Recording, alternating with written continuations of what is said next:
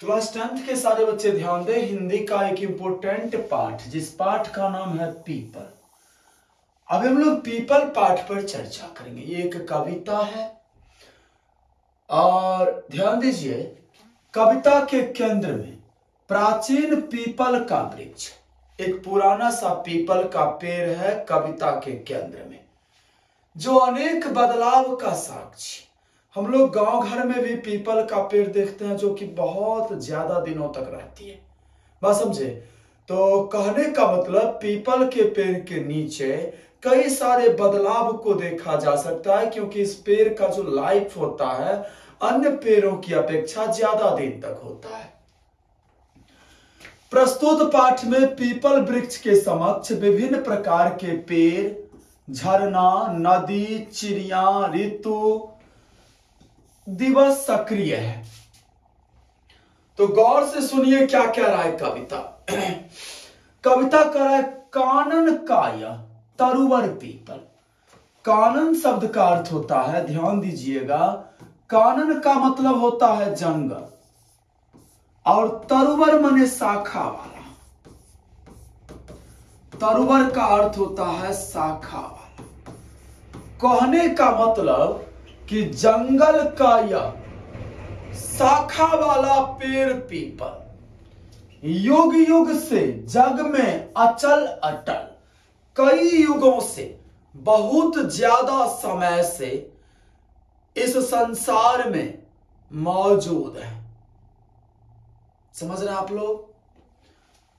ऊपर विस्तृत नभ नील नील, अर्थात पीपल का पेड़, उसके ऊपर में खुला आसमान फैला हुआ है। और आसमान का रंग कैसा होता है? नीला रंग का। तो लेखक महोदय कह रहे हैं, गोपाल सिंह नेपाली जी लेखक है इस पाठ के, लेखक कह रहे हैं कि पीपल के पेड़ के ऊपर में नीला रंग का आकाश फैला हुआ है। नीचे वसुधा में नदी झील। वसुधा शब्द का अर्थ होता है बाबू, वसुधा का मतलब होता है धरती। क्या होता है अर्थ? धरती। यहां देखिए, यही पीपल का पेड़ है। वसुधा शब्द का अर्थ होता है धरती। लेखक के अनुसार पीपल के पेड़ के ऊपर में नीला रंग का खुला आसमान है और नीचे वसुधा में नदी झील है। अब चलिए, जामुन, तमाल, इमली, करीब, अर्थात पीपल के पेड़ के बगल में जामुन के पेड़, तमाल, तमाल एक सदाबहार वृक्ष होता है, उसके पेड़ है, इमली के पेड़ है, करील का मतलब हो गया कांटा या माने झाड़ी कह सकते हो आप।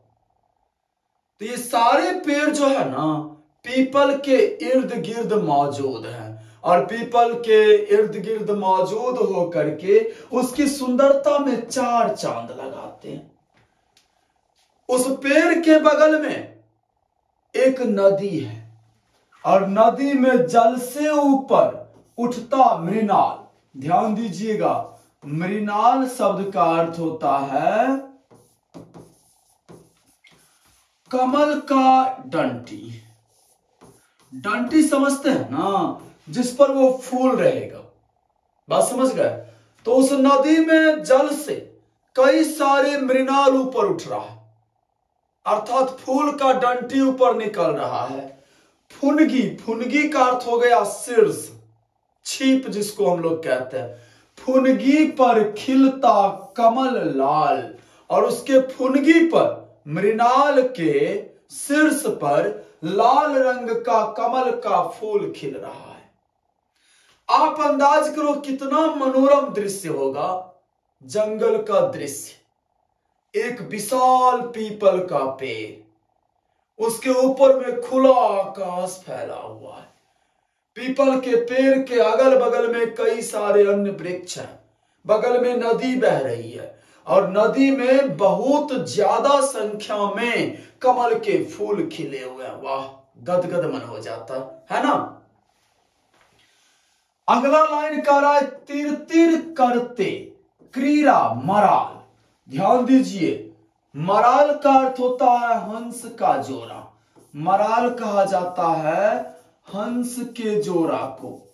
तो ध्यान दीजिए, वो जो पानी है ना, नदी का पानी, उसमें कई सारे हंस के जोड़े क्रीड़ा माने खेल रहे हैं, आपस में वो खेल रहे हैं।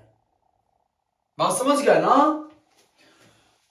ऊंचे टीले से, टीला का अर्थ यहां पहाड़ हो गया, बगल में ऊंचा पहाड़ है, अंदाज करो कितना सुंदर दृश्य होगा। वसुधा पर झरती है निर्झरनी झरझर, और उस टीला पर से मान लीजिए एक पहाड़ है और उस पहाड़ पर से झरना ऐसे झरझर करके झर रही है, पहाड़ पर से पानी झरझर करके झर रही है। माइंड में सेट हो गया। हो जाती बूंद बूंद झरकर, और जब वो पानी नीचे आती है तो नीचे आने के बाद वो पानी बूंद बूंद हो जाती है। बात समझे ना, कोई डाउट? बगल में झरना है, ठीक। फिर क्या कर रहे हैं लेखक महोदय?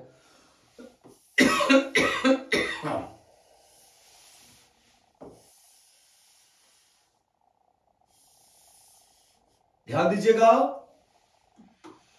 फिर कह रहे हैं लेखक महोदय, निर्झर के पास खरा पीपल सुनता रहता कल कल छल छल। उस झरना के पास में पीपल का पेड़ खड़ा है, और झरना के पानी गिरने से जो कलकल छल छल का शब्द जो उत्पन्न हो रहा है, साउंड, पानी से जो साउंड उत्पन्न हो रहा है, उस साउंड को पीपल का पेड़ सुन रहा है। पीपल सुनता रहता कल कल छल छल। समझ रहे हैं आप? पल्लव हिलते ढल ढल ढल। पल्लव कहा जाता है कोमल पत्ता को। बात समझे? कोमल पत्ता जो हुआ, मान लीजिए कोई वृक्ष है और उसमें नया जो पत्ता लगा है ना, उसे पल्लव कहा जाएगा। पल्लव हिलते ढल ढल ढल, और पीपल के जो पल्लव है, नवोद्भिद पत्ता, वो जो हिल रहे हैं हवा पर, तो ऐसा प्रतीत हो रहा जैसे ढल ढल का साउंड उत्पन्न कर रहे हैं। समझ रहे हैं आप लोग? पीपल के पत्ते गोल गोल कुछ कहते रहते डोल डोल। पीपल के पत्ते एक्चुअली में ना गोल टाइप के होते हैं, समझे ना, और ये डोल डोल करके हमें कुछ कहते रहते हैं पीपल के पत्ते। जब जब आता पंछी तरु पर, जब जब आता पंछी उड़कर, तरु का अर्थ शाखा हो गया, तरु का मतलब शाखा। जब जब कोई पंछी पीपल के शाखा पर उड़ करके आकर के बैठती है, कोई पंछी उड़ के आई और पीपल के शाखा पर बैठ गई डाल पर। जब जब खाता फल चुन चुन कर, और वो पीपल में जो छोटे छोटे फल होते हैं, वो पंछी क्या करती है, उस फल को चुन चुन करके कई सारी पंछियां खाते रहती है। पड़ती जब पावस की फुहार, पावस माने होता है वर्षा, वो रिमझिम झिसियाना नहीं होता है, हल्का हल्का बारिश होना, वही लेखक कह रहे हैं कि पड़ती जब पावस की फुहार, बजते जब पंछी के सितार। जब वो रिमझिम रिमझिम वर्षा बरसती है, तो ऐसे मौसम में पंछी जो है, चिड़िया आनंद मग्न हो जाते हैं और संगीत के लिए, गीत गाने के लिए चिड़िया तैयार हो जाती है। बहने लगती शीतल बयार, शीतल माने ठंडा, और बयार शब्द का अर्थ होता है हवा। और ऐसे कंडीशन में क्या होता है, वर्षा के बाद जब पावस की फुहार पड़ती है, उसके बाद शीतल हवा बहने लगती है, और इसके बाद जैसे ही हवा बहती है, तब तब कोमल पल्लव हिलडुल गाते सर सर मार मार मंजुल। तब तब हवा बहने के बाद उस पीपल के कोमल पल्लव हिलडुल करके गाते रहते हैं। ऐसे वो जो हिलते डुलते हैं ना पल्लव, ऑटोमेटिक बात है, जब कई सारे पत्ता हिलेंगे डुलेंगे आपस में टकराएंगे तो उनके टकराहट से सरसर मरमर मंजुल ऐसे शब्द उत्पन्न हो रहे हैं जो सुनने में बड़ा ही मनोरम लगता है। लख लख सुन सुन बिहवल बुलबुल, उनके आवाज को सुन करके, पल्लव के हिलने के आवाज को सुन करके बुलबुल पंछी, बिहवल माने व्याकुल हो जाती है, बुलबुल पंछी व्याकुल हो जाती है। और बुलबुल गाती रहती चाचा सरिता गाती रहती वाह वाह। और बुलबुल पंछी चहकने लगती है और चहक करके बाबू क्या करती है, गीत गाने लगती है बुलबुल पंछी। सरिता का अर्थ होता है नदी, और नदी में जो पानी वेग में चलता है ना, चलती है ना, तो ऐसा प्रतीत हो रहा जैसे नदी भी गीत गा रही है। समझ रहे हैं आप लोग? चलिए आगे देखते हैं।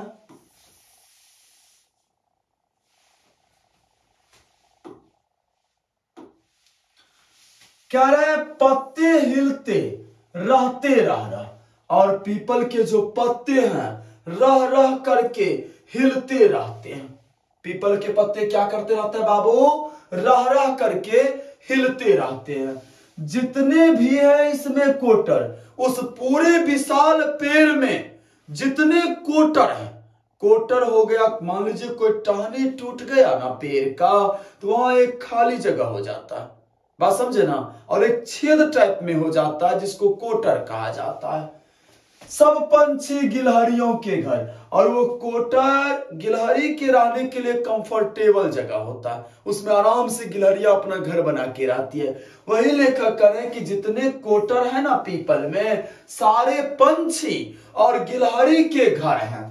संध्या को अब दिन जाता ढल, और जब शाम होती है तो दिन ढल जाता है। सूरज चलते हैं अस्ताचल, सूर्य अस्त होने के लिए, सूर्यास्त होने पर आता है शाम होने के बाद।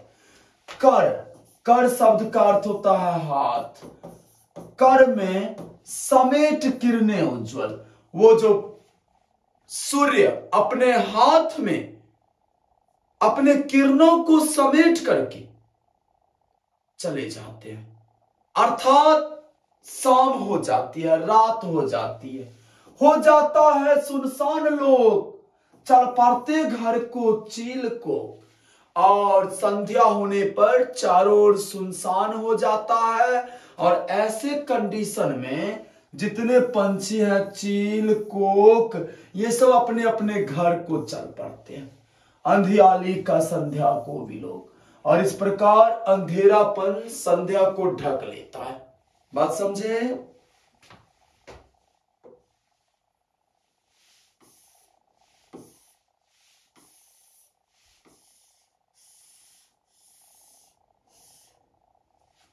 ध्यान दे बाबू। कहते हैं रात होने पर भर जाता है कोटर कोटर, बस जाते हैं पत्तों के घर। पूरे पीपल के पेड़ पर जितने कोटर है या पत्तों का घर मतलब घोंसला है, सब भर जाता है। घर घर में आती नींद उतर, और हर एक घर में नींद उतर आता है। निंद्रा ही में होता प्रभात, कट जाती इस तरह रात, और निंद्रा में ही, रात में ही सुबह हो जाता है, और इस प्रकार रात कट जाता है।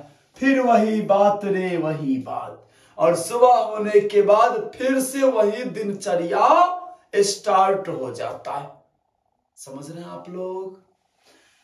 लेखक करे इस वसुधा का यह वन्य प्रांत, अर्थात इस धरती का यह जंगल वाला हिस्सा है दूर, अलग, एकांत, शांत, सामाजिक परिवेश से दूर है,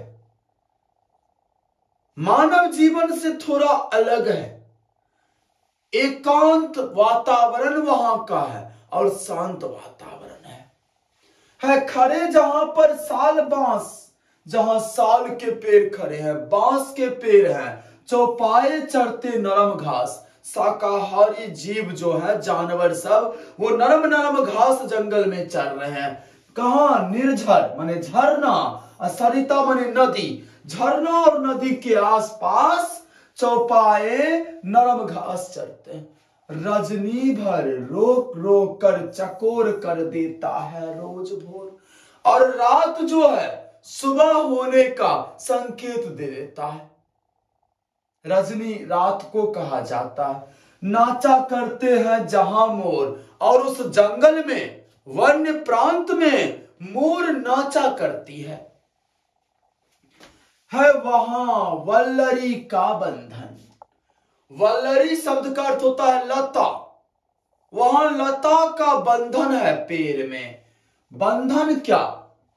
वह तो अलिंगन। आप उसे बंधन नहीं कहें, उसे अलिंगन। अलिंगन का अर्थ होता है गले मिल जाना, गले लगा लेना। वो बंधन नहीं है, वो अलिंगन है। अलिंगन भी चीर अलिंगन, बुझती पथिकों की जहां प्यास, निंद्रा लग जाती अनायास।